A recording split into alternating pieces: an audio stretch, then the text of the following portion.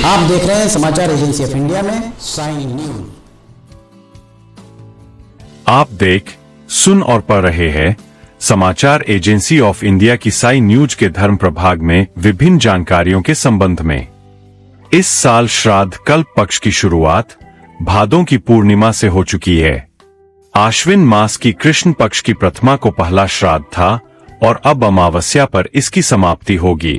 कहा जाता है कि पितृपक्ष के दौरान पितृ धरती पर अपने वंशजों से मिलने आते हैं व उन्हें आशीर्वाद भी प्रदान करते हैं। पितृपक्ष में पितरों के लिए पिंड दान, तर्पण अथवा श्राद्ध करने की परंपरा आदिकाल से चली आ रही है।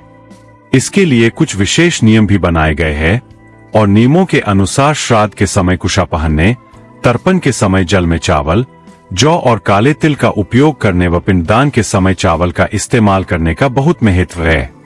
पितृपक्ष में अगर आप भगवान विष्णु जी की आराधना करते हैं और अगर आप विष्णु जी के भक्त हैं तो कमेंट बॉक्स में जय विष्णु देवा अथवा हरिओम तत्सत लिखना न भूलिए।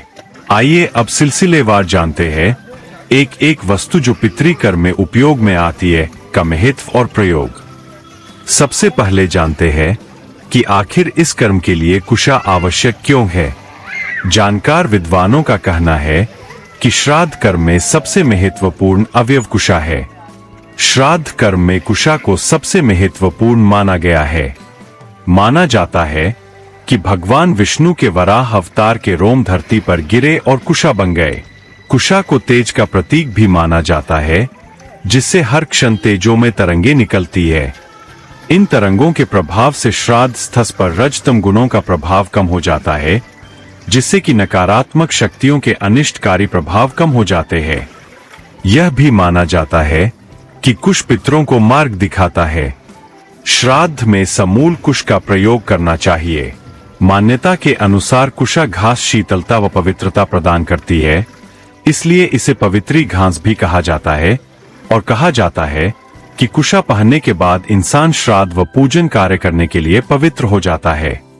इसलिए शास्त्रों में कर्म कांड के दौरान कुशा घास पहनने का जिक्र है। अब जानिए काले तिल के संबंध में। दरअसल काले तिल को यम का प्रतीक माना जाता है।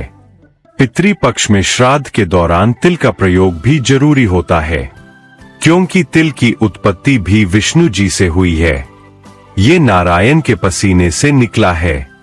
ऐसे में इससे पिंडदान करने से मृतक को मोक्ष की प्राप्ति होती है। तिल से भी निकलने वाली रजतम तरंगे मृत्यलोक में भटक रही पितर आत्माओं को श्राद्ध स्थल तक बुलाने में सहयोगी होती है। श्राद्ध स्थल पर तिल छिड़क दिए जाते हैं, जिससे यह एक निश्चित क्षेत्र बन जाता है जिसमें वही पितृ आत्माएं आती है जिनका आह्वान किया जा रहा है। काले तिल पितर की तृप्ति का साधन है, इसलिए पितृ इसे ग्रहण करके तृप्त हो जाते हैं। अब जानिए चावल अर्थात अक्षत के संबंध में। पितर आत्माओं की तृप्ति के लिए उन्हें अक्षत अर्पण किया जाता है। अक्षत जीवन का आधार है और धन धान्य का पहला प्रतीक है।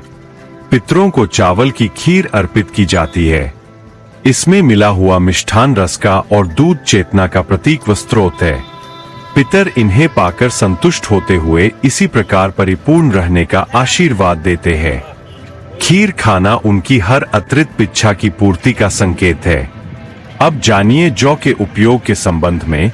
जौ यानी यव अनाजों में सर्वश्रेष्ठ है। यह सोने के तरह ही शुद्ध और खरा है, इसलिए यह उन तमोगुणी वैभव का प्रतीक है जिनके प्रति मनुष्य जीवन रहते लालायित रहते हैं। इनके प्रति जीवन रहते मोह नहीं कम हो पाता और मृत्यु के बाद भी यह इच्छा अतृप्त ही रह जाती है। तर्पण में जौ का प्रयोग पितरों को वैभव की संतुष्टि देता है। इसके साथ ही जौ नकारात्मक शक्तियों को दूर रखता है, इसलिए श्राद्ध पूजन में जौ का प्रयोग किया जाता है।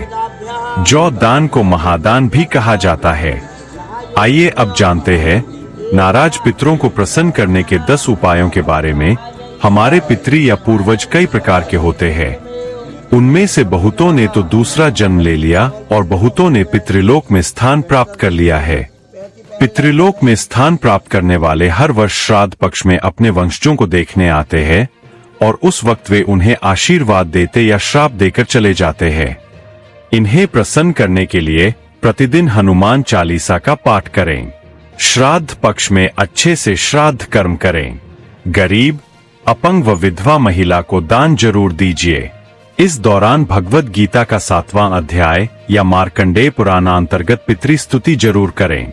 पितृपक्ष की 13, 14, अमावस्या और पूर्णिमा तिथि के दिन गुड़ घी की धूप दें। मांस और मदिरा से दूर रहें और महिलाओं का सम्मान करें। अगर संभव हो तो घर का वास्तु ठीक करवाएं या घर को साफ सुथरा रखें। केसर या चंदन का तिलक ललाट पर लगाएं। गुरु ग्रह को प्रसन्न रखने के उपाय करें एवं गया जी जाकर या किसी सरोवर, नदी के किनारे तर्पण एवं पिंडदान अवश्य करें। पितृपक्ष में अगर आप भगवान विष्णु जी की आराधना करते हैं और अगर आप विष्णु जी के भक्त हैं तो कमेंट बॉक्स में जय विष्णु देवा अथवा हरिओम तत्सत लिखना न भूलिए। यहाँ बताए गए उपाय, लाभ, सलाह और कथन आदि सिर्फ मान्यता और जानकारियों पर आधारित है। यहाँ यह बताना जरूरी है कि किसी भी मान्यता या जानकारी की समाचार एजेंसी ऑफ इंडिया के द्वारा पुष्टि नहीं की जाती है। यहाँ दी गई जानकारी में निहित जानकारी विभिन्न माध्यमों, ज्योतिषियों, पंचांग, प्रवचनों, मान्यताओं, धर्म ग्रंथों, दंतकथाओं, किंवदंतियों आदि से संग्रहित की गई है। आपसे अनुरोध है कि इस वीडियो या आलेख को अंतिम सत्य अथवा दावा न माने एवं अपने विवेक का उपयोग करें। समाचार एजेंसी ऑफ इंडिया पूरी तरह से अंधविश्वास के खिलाफ है। किसी भी जानकारी या मान्यता को अमल में लाने से पहले संबंधित विशेषज्ञ से सलाह लें। अगर आपको समाचार एजेंसी ऑफ इंडिया में खबरें आदि पसंद आ रही हो तो आप इसे लाइक, शेयर व सब्सक्राइब अवश्य करें। हम नई जानकारी लेकर फिर हाजिर होंगे, तब तक के लिए इजाजत दीजिए। जय हिंद।